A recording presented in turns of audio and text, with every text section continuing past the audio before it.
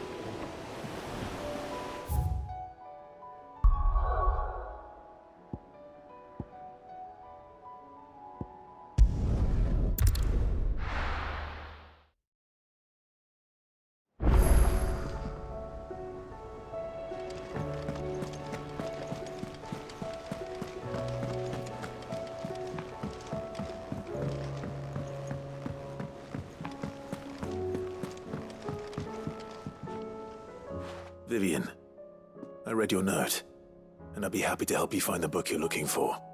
Thank you, Clive. But tracking it down will not be easy. Are you sure? Please. You have always granted me your wisdom and insight whenever I asked. It's only right that I return the favor. Or at least attempt to.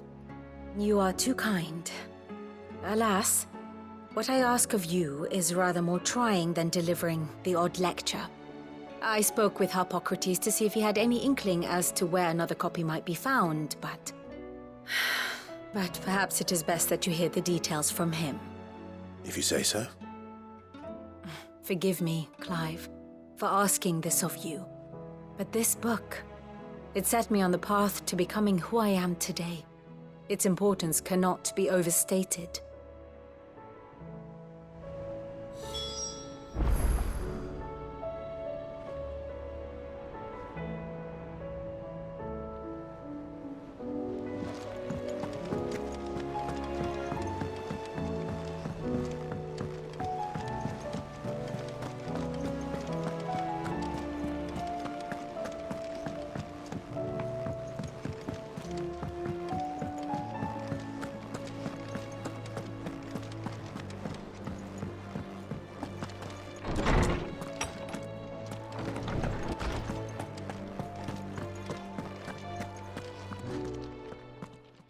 Clive, my boy. What a pleasure it is to see you. Harpocrates. There's something I need to ask you. I've been charged with locating a book called From a Distance. Then you seek a rare gem indeed. One whose name I had not thought to hear from your lips. You've been talking to Vivian. Right as always. But she didn't seem keen to tell me very much. I take it she didn't like what you had to say. And yet I gather it did naught to dissuade her. Clive, if the young professor has tasked you with obtaining a copy, I fear she asks the impossible. The executors would not allow it. The executors? Coveters of Secrets, a clandestine organization committed to the collection and intenebration of forbidden texts and technologies. One such text being the tome Vivian seeks, chronicling as it does the true history of the enslavement of bearers, a tale which could overturn the established order were it ever to become widely known. Or, so rumor has it. I've never actually read the thing, or even set eyes on it for that matter. How is it that I haven't heard of this organization? Why, secrecy is the executor's watchword. They lurk in the shadows, emerging only to seize that which must be seized, be it books, inventions, or people, before disappearing again, leaving nary a trace. Which would explain why Vivian's copy was snatched from her grasp not long after she found it. By the hand of the executors, yes. But what drives them? Self-interest or ideology? A fine question. Sadly, all that is known of the executors can be recounted in a single breath. You may just as soon ask me of their origins, numbers, or the identities of their leaders. Any answer I give would be pure speculation. Then my hunt was doomed from the first. What was Vivian expecting? That I'd pluck it from thin air? Not from thin air, no. From ash. Rumors of the executors are rife among the scholars of Storm, but rather less so across the strait. I have a friend. Well, I had a friend in the village of Garnick, a collector of rare tomes, upon which subject we would oft correspond. Alas, I have heard naught from him since the skies fell dark. And no doubt he, too, has turned. But, though he did not mention it by name, it is possible that a surviving copy of From a Distance yet rests upon one of his many shelves, quietly awaiting discovery. If you were, by some chance, able to save even a single book from the poor man's library, I know his soul would rest easier. Very well. When I next find myself in Waloed, I'll be sure to pay Garnick a visit.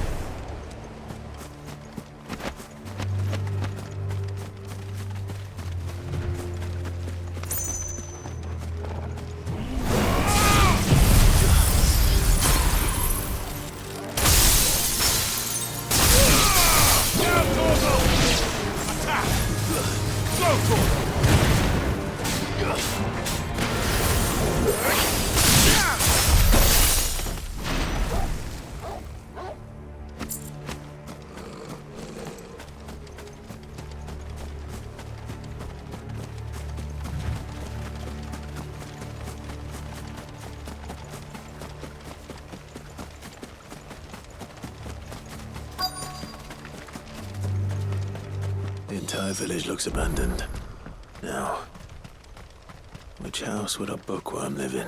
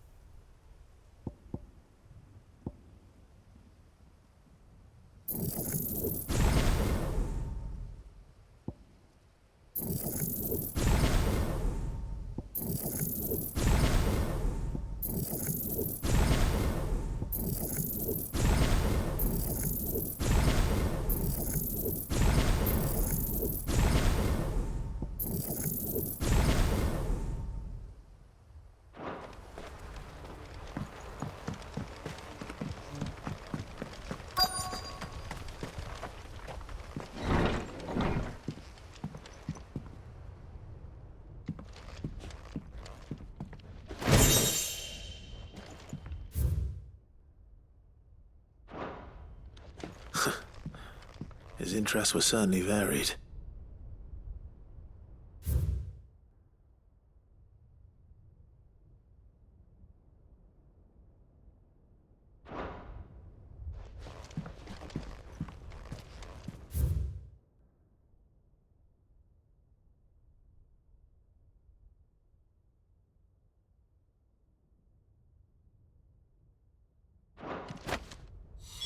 This is it.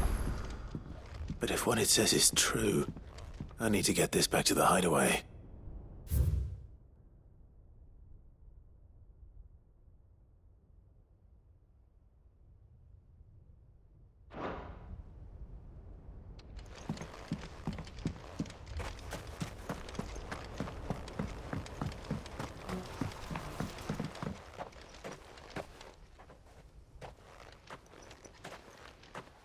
Leaving so soon, stranger? We've been watching you. From a distance, so to speak. Subtle. I know who you are. Then we need not waste time on introductions. Hand me the book. Leave it in our care and return to your life. Your care? Do you mean to burn it or bury it? That is not my decision to make. But by one means or another, its contents shall be removed from the common record. Then I'll have to politely refuse. I won't let you erase our history. Then we find ourselves at an impasse. Very well. The book can just as easily be pried from your dead hand.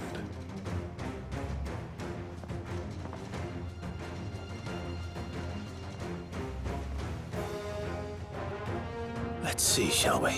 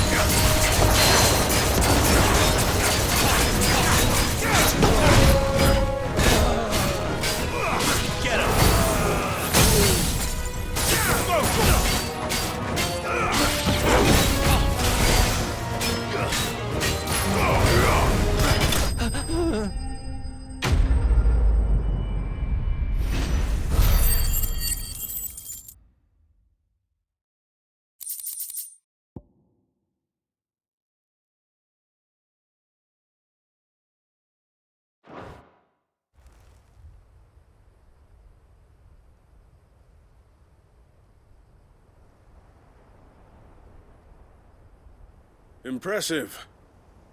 But we have other means. We shall claim the book yet. Why do you want it so badly anyway? It lays out in no uncertain terms the vanity and avarice of mankind.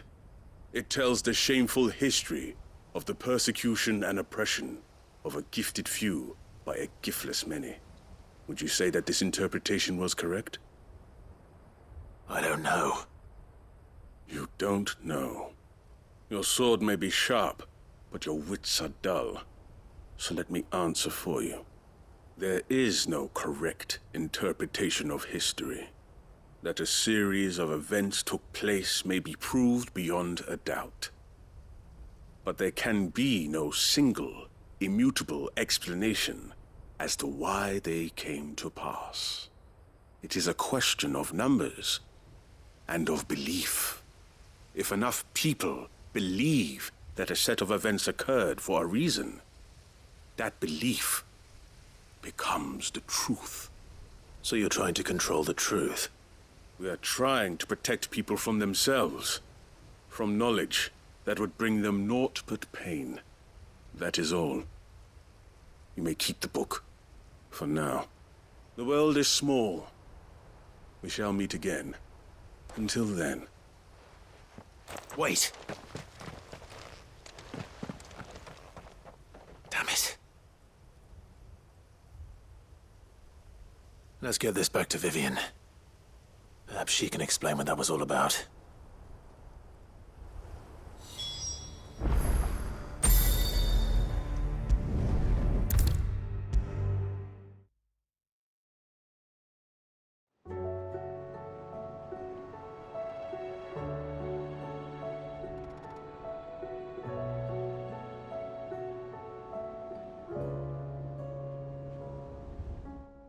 Vivian. I found it. The book you lost.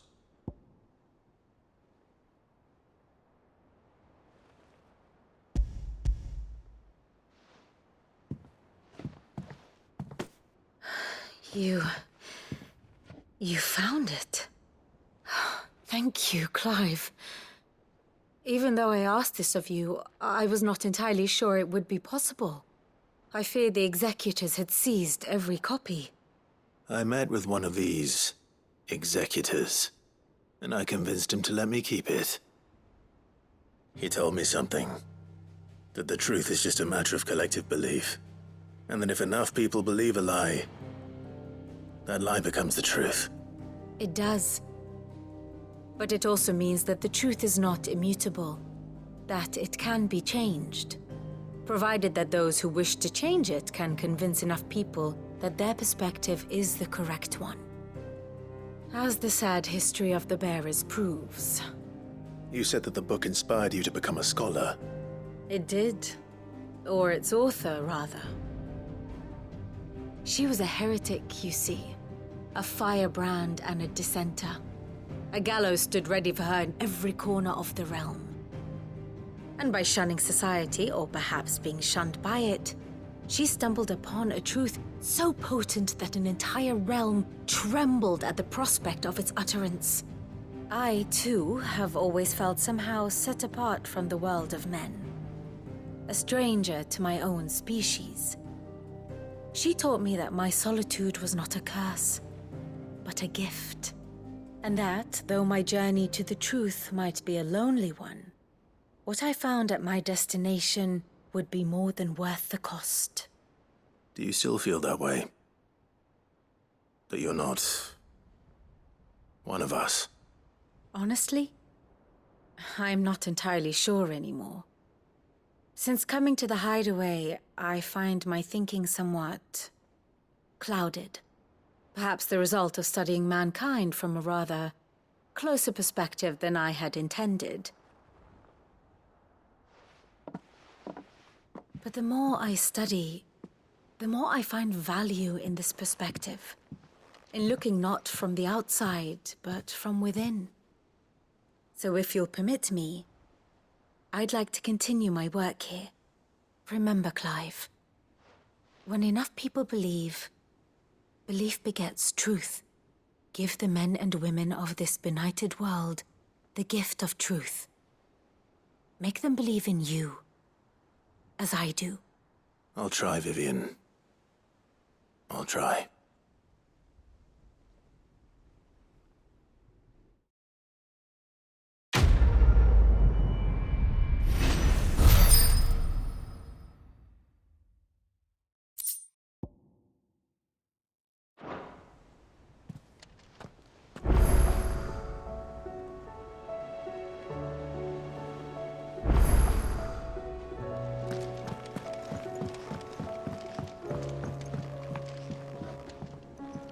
Sid, I was wondering if you could help me. It depends what with. A bearer, but recently freed from his bonds, is keen to join the Curse Breakers. As you know, the work we do is not easy, which is why we test every volunteer's suitability. I was hoping you could oversee this one's evaluation. I don't mind, but why this one? Because he wants to be a scout. Our ranks are filled with men and women capable of breaking chains and putting slavers to the sword. But scouting, we're few with the nose for that, which is why we still rely so heavily on Gav. And since he accompanies you on so many of your missions, I thought you might be better placed to recognize the traits in him that we should look for in those who'd fill his boots. Sounds reasonable. So you happy to oversee the boys' test, then?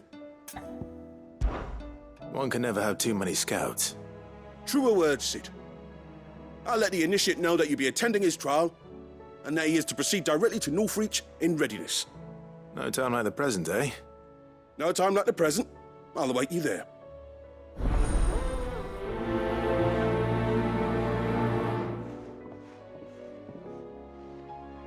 Northreach. I don't suppose they could have chosen somewhere closer. There's something about it. I feel like it's calling to me.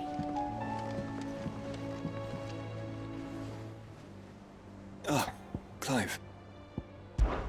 This is it then, brother.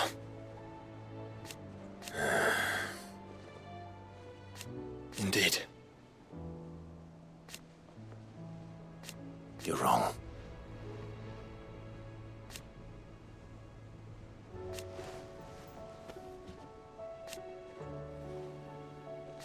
Of course. Joshua, what's wrong? And don't say nothing. It's not nothing. I've received word from Cyril. The Undying have found Father's will, or something akin to it. His will? How? And where? In the crypt beneath Rosalith Castle. After Kupka was kind enough to drive out the Imperials, the Undying took the opportunity to recover what relics of the Duchy yet remained. And in the process of doing so, they found a letter from Father. I'm surprised anything survived down there. Cyril asked that I join him in Tabor at my convenience. I have been meaning to go, but... would you join me? Of course. I want to know what's in that letter as much as you do. Very well.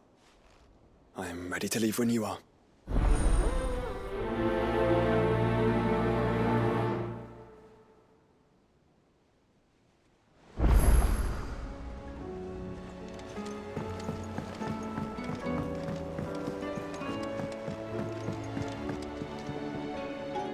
Sid, do you have a moment?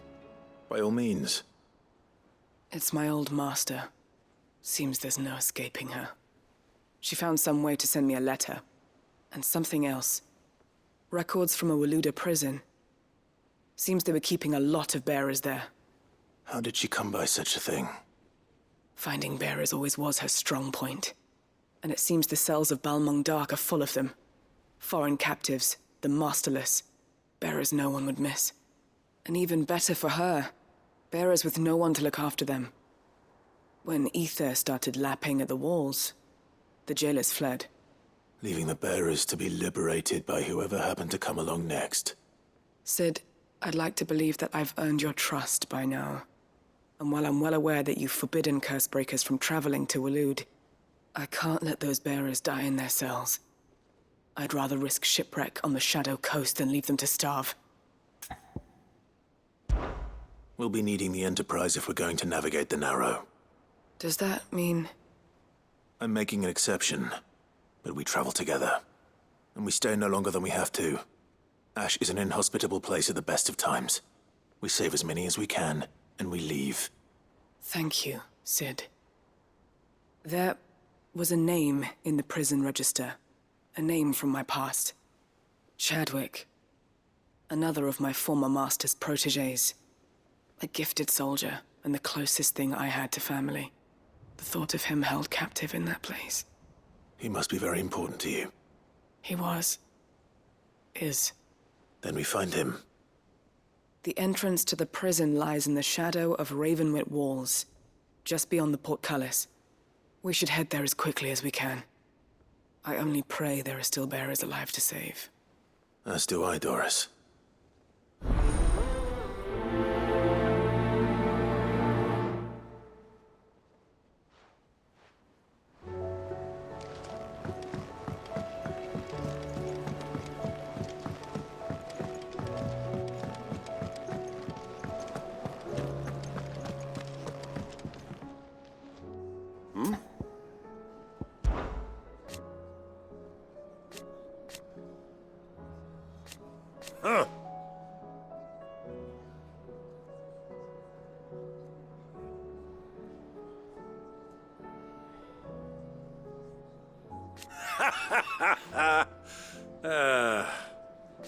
Thank you, Uncle.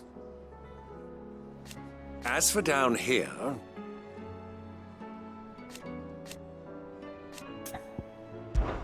Clive, my boy! Rutherford informs me that we owe you our thanks. Hadn't intended for you to get involved, but such are the times we live in, huh? I would have done the same for anyone else. You're far too modest, Clive. You'd make a terrible nobleman. But tell me, is the realm truly in as dire a state as Rutherford suggests? From what little I saw, you were right to be worried. I suppose I should have expected the worst. But I was rather hoping the great and good of the realm might have things a little more under control. Alas, it seems that firm leadership is in short supply these days, and without it, the people are bound to lose their way. We must move quickly. But where do we start? True, the challenges that face us are many. But in my estimation, there are two key areas to be addressed before any other. The realm's armies and her larders. As you've seen firsthand, it's every man and woman for themselves out there.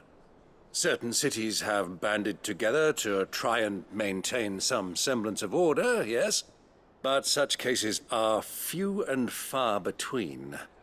And yet, the only remedy for the chaos that faces us is unity. A unity that transcends even the borders laid down by our ancestors. In short, if Storm does not stand together, she will fall apart. But how would one even begin to unite the realm?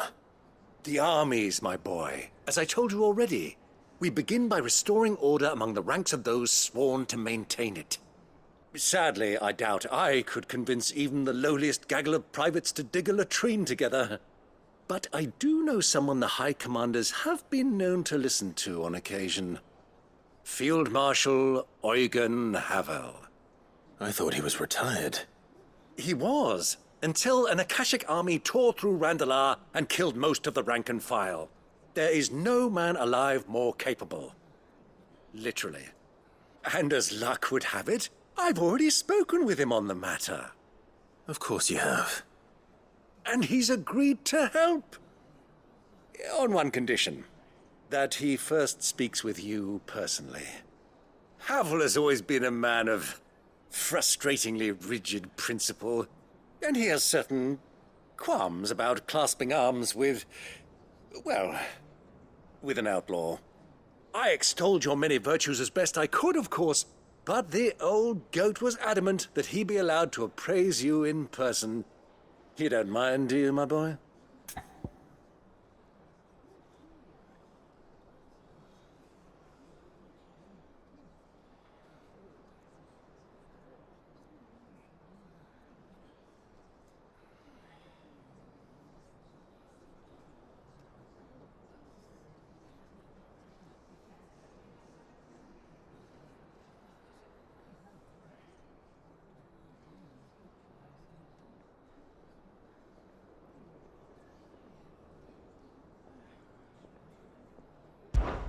Of course not. As long as chaos reigns, we will never build a better world. I'll do whatever it takes. And if the Field Marshal wishes to speak with me in person, then so be it. That's the spirit.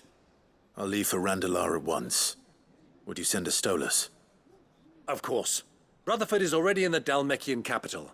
I'll have him tell Havel to expect you forthwith. Excellent. Thank you, Uncle. No. Thank you, Clive.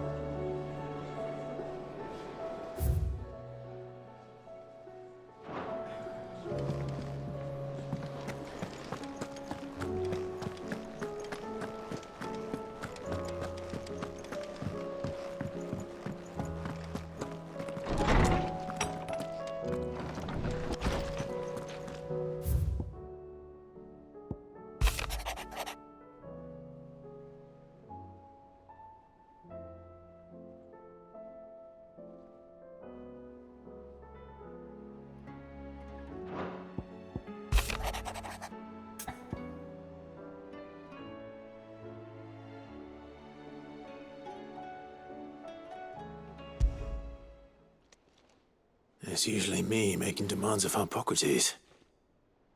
I wonder what this is about.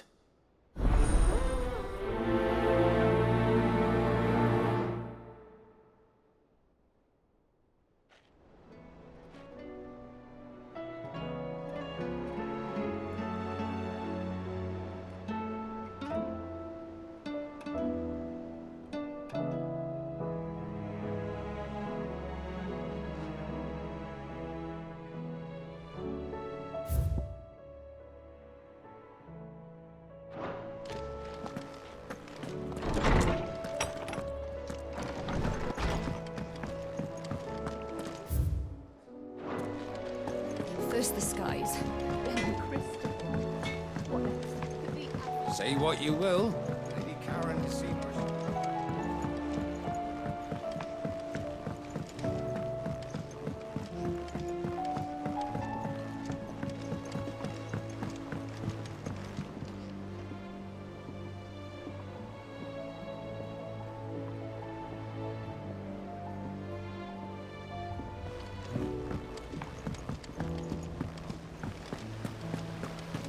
What do you think happened to Miss Midadol? I heard she was kicked out of the university.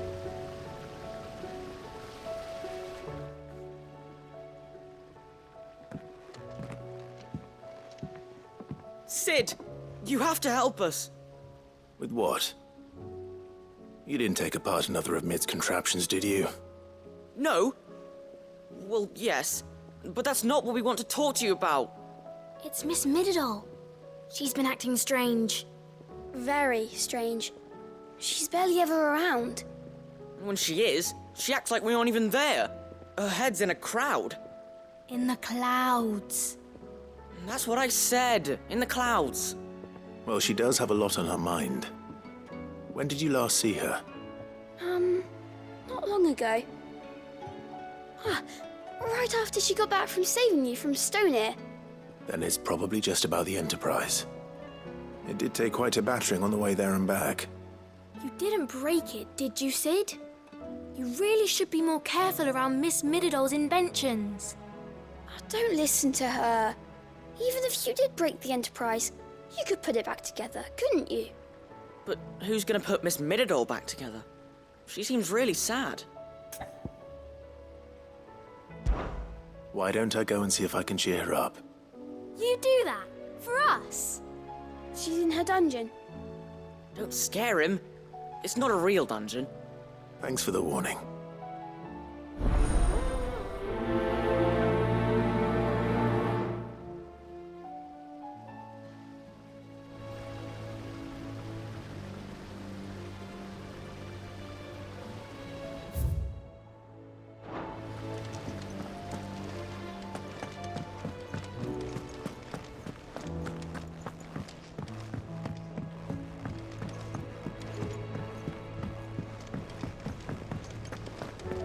I will not let them be forgotten. Sid, may I have a moment? Of course. It is an honor to finally speak with you.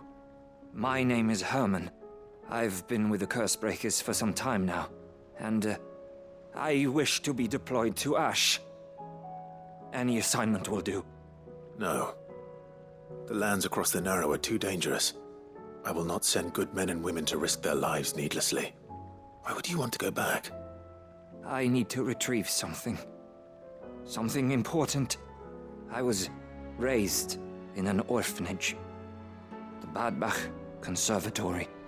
Or rather, I was held captive there. It was not a place of nurture. It existed solely to turn bearer children into mindless weapons. We were tortured until we feared no pain. Tormented until our hearts turned to stone. And few ever survived long enough to become tools of the last king. I can't imagine. I lost so many. I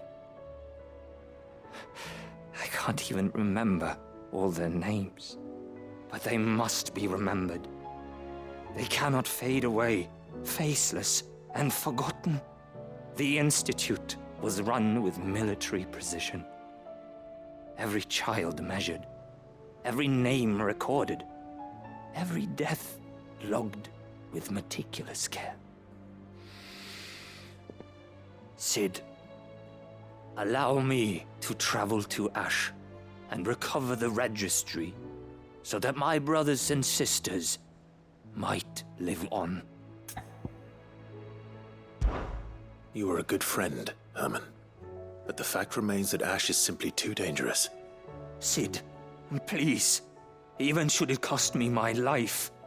Too dangerous for you, Herman. But not for me. I'll go to Bad Bach and find the registry. You will? I won't let you risk your life. I don't know how to thank you. You can start by telling me where I'll find this orphanage. Vie de Grace. Hidden in a forest, overlooking the plains. All right. I'll see what I can find there. May the mothers guide you.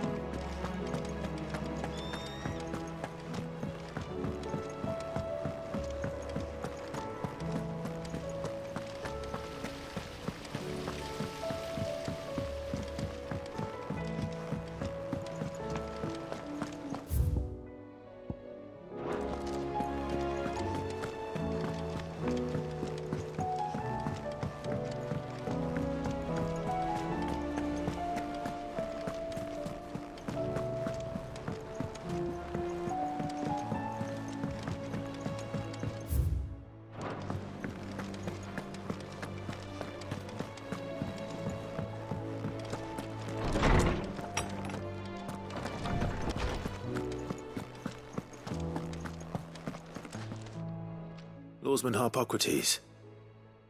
I received your note. Ah, yes.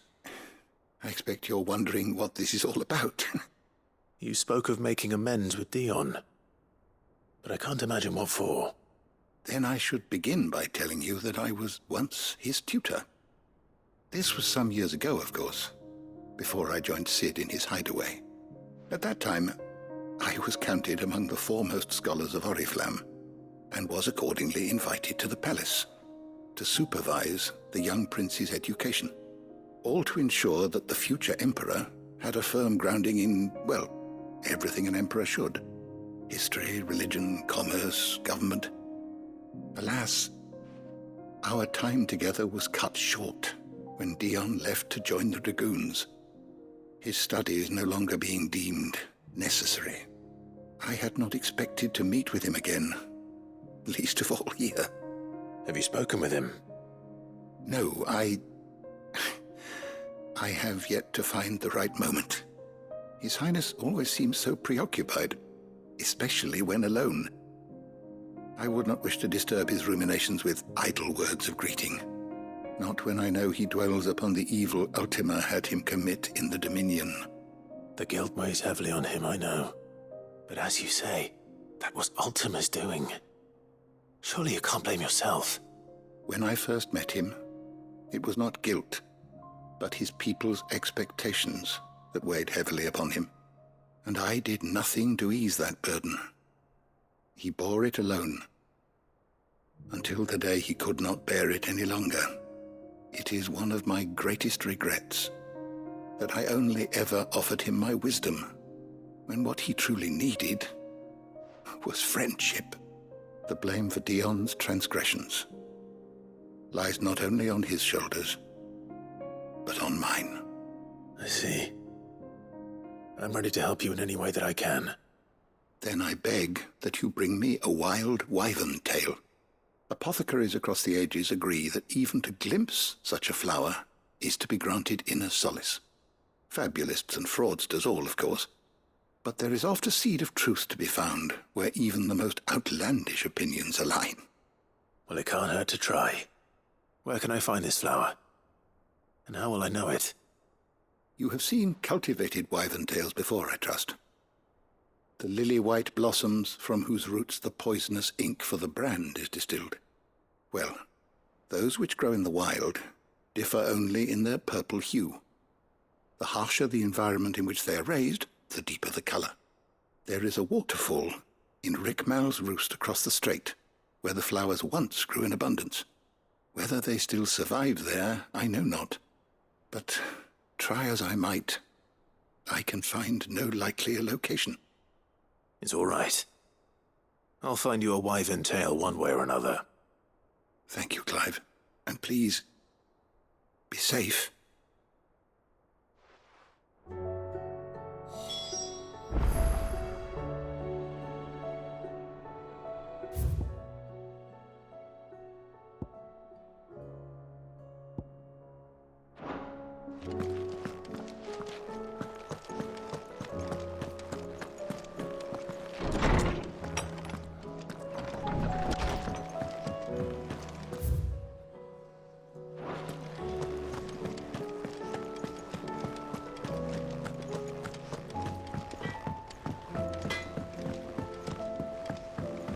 Say what you will, Lady Karen is...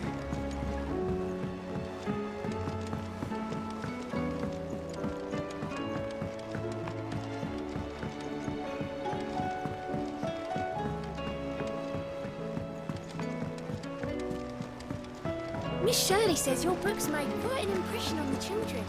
You've inspired them all to become writers themselves. We'll need to find some more parchments then. Mid, if you have a...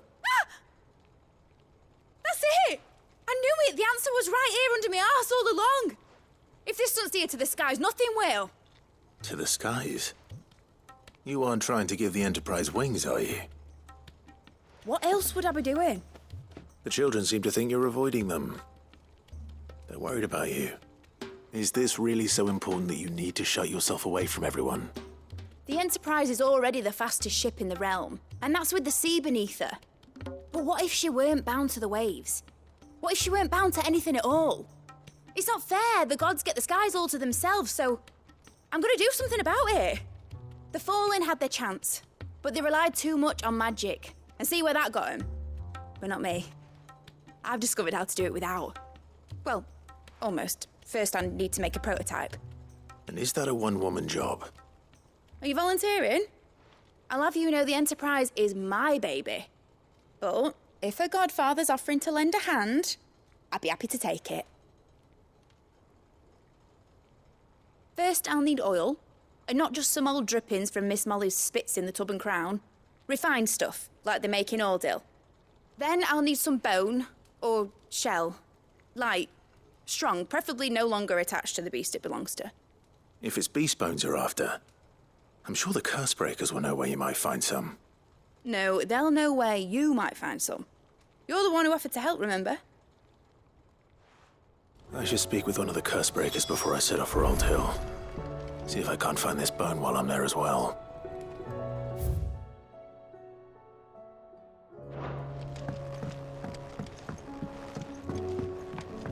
Has Midadol mentioned a new project yet? Not exactly.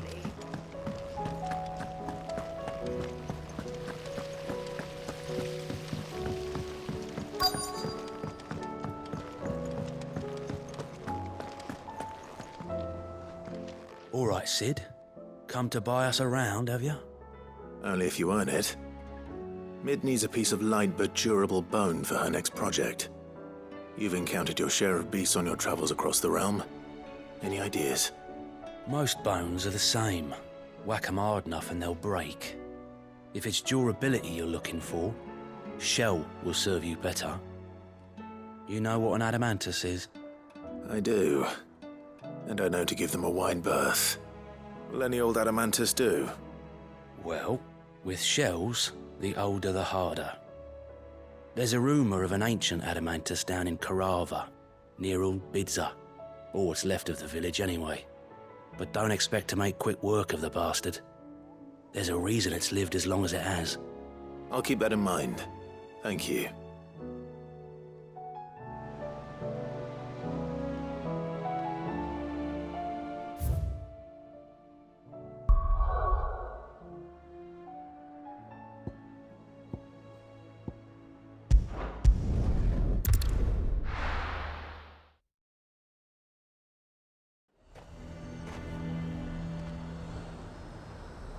Nazaire might at least have mentioned where in Northreach he'd be testing this recruit. I'm nervous. Is it alright to be nervous? I don't care either way, so long as you do as I tell you.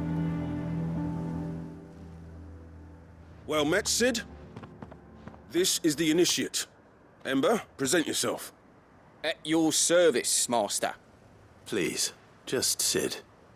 There are no masters here. Your life is your own. Oh, of course. Thank you, Sid. The Sergeant says you'll be evaluating me at my trial. To become a scout, yes. You are aware of the dangers inherent in that role. I am. But I swore I'd face them. Just like the man who saved my life. And who would that be? Gav. It was him who found me and freed me. No magic, no support, just one man and his nose. Came and sniffed me out. It taught me what one man can do if he puts his mind to it. And I've been training ever since, so that one day I can be someone's saviour, just like Gav was mine. I'm sure he'd be flattered. You clearly have good intentions, Ember. And it sounds like you're under no illusions. Stick to this path and you'll make a fine Cursebreaker. So, what? Have I passed? You haven't even started yet. Now listen.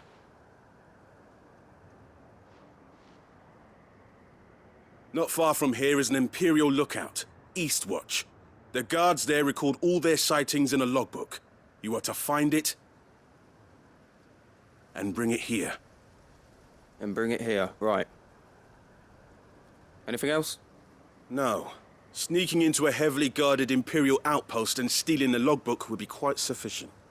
You'll need to assess the situation, determine a point of entry, create a distraction and effect an escape, all without being discovered and thrown into an Imperial oubliette. Ember, Gav isn't our best scout because he can do everything. It's essential that you know your limits. Know my limits, right. I won't let you down.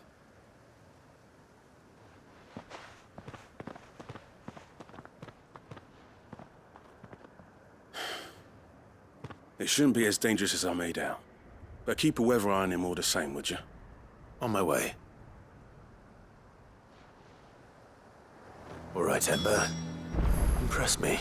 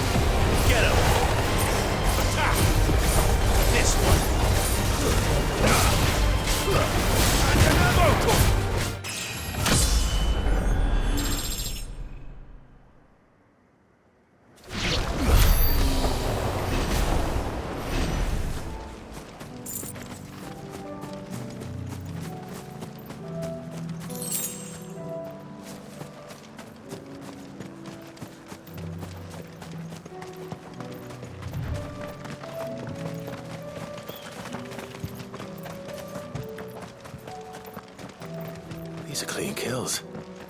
Perhaps young Ember really is ready. Ah! Or maybe not.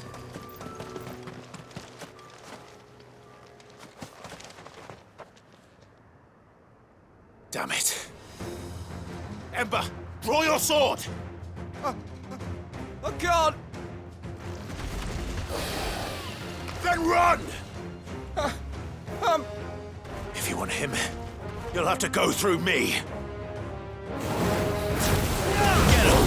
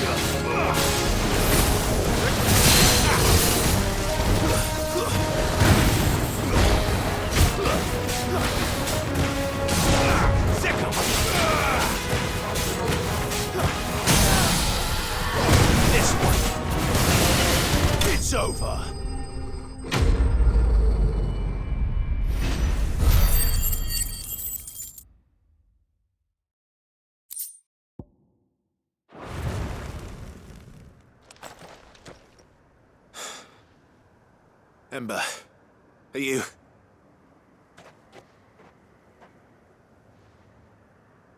Gone. Of course. Scouts really are a rare breed. Back to Northreach it is then.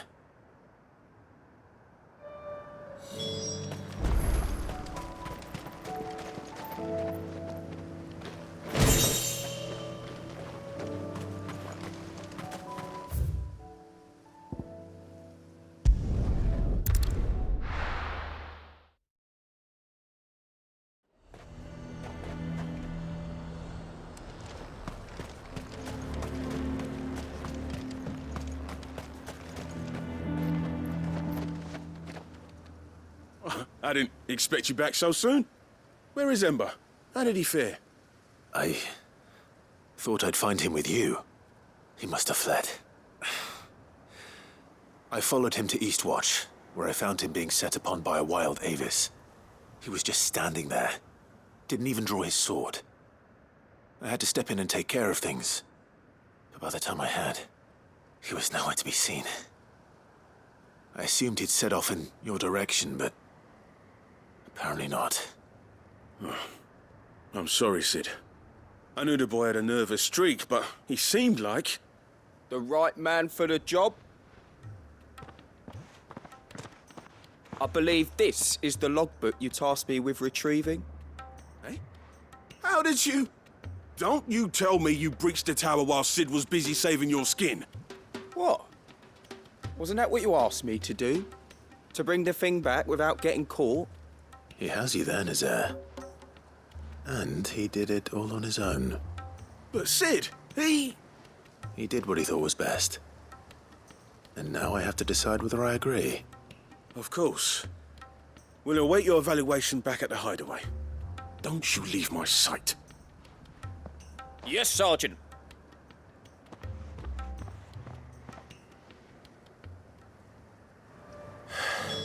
This won't be an easy decision.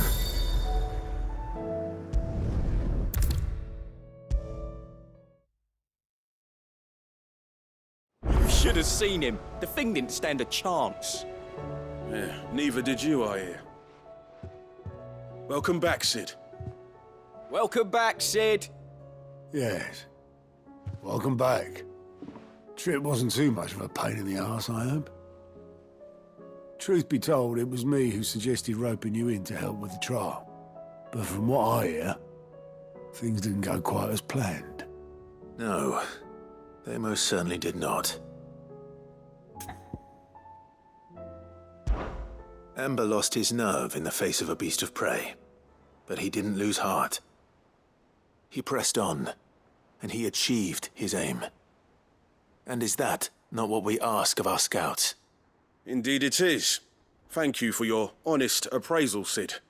The fact remains, however, that Ember will not always have a battle-hardened warrior on hand to pluck him from the jaws of peril. All I have gleaned from this trial is that without someone watching his back, Ember is little more than a liability. Wait, Sergeant. Ember still has much to learn, it's true. And this time he was found wanting. But I'd say he's due a second chance, nonetheless. After all, he did do as you asked. With a bit of hard work, any hand can be made to hold a blade, and any mind can conquer its fears. But a scout's nose is different. You've either got one, or you ain't. And by sniffing out that log, young Ember here has shown he has a conk and a half. Wouldn't do to waste it now, would it? Fine. One more chance. I'll do whatever you ask. I'll spend my days and nights in the pit if I have to. I'll show you. Just you wait. Daft as a brush, that one. But his heart's in the right place. Just like someone else we know. And if you ask me, we've been leaning on him for far too long. That time the curse breakers took some of the weight off his shoulders, I reckon. It couldn't hurt. Just don't tell Gav I said so, will you? I won't have him thinking he's been hard done by. Next thing you know, he'll be asking for a day off. Chance would be a fine thing. Back to work. Forgive me, Sid. This did not play out as I expected. Things really do these days. But that's why we need men like Ember more than ever. Men who can make the best out of a bad situation. Remember that. I will, Sid. Thank you.